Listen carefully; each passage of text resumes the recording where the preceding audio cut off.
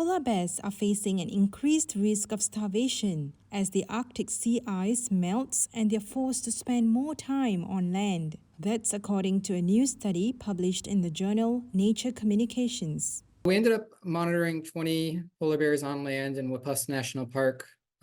We used GPS-enabled video camera collars on each bear. We simultaneously measured their energy expenditure and measured their changes in body weight.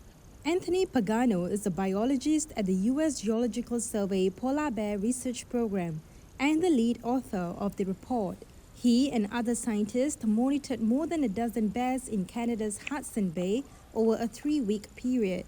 They wanted to see how the bears coped while their preferred prey, seals, was out of reach. The bears displayed a range of behaviors.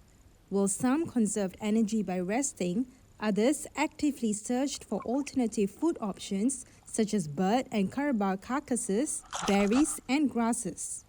A big part of the basis for this study was, one, to evaluate what effect land-based foods might have for polar bears, whether it can increase the period that they can survive on land, but secondarily to gather the actual empirical data to better predict how long they can survive on land, given forecasted climate warming in different regions of the Arctic.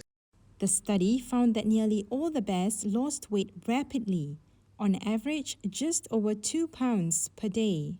On top of this, the benefits of land-based foods were offset by the extra energy required for foraging. Those most at risk were the young. As a result of their small size, they're not able to accumulate as much body fat as a larger bear would be able to do.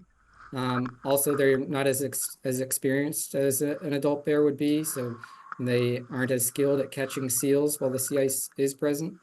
The polar bear population in the area has already declined by an estimated 30% since 1987, according to researchers, and the outlook isn't great. Pagano says polar bears now spend about 3 weeks more on land than they did in the 1980s, and that upward trend is likely to continue.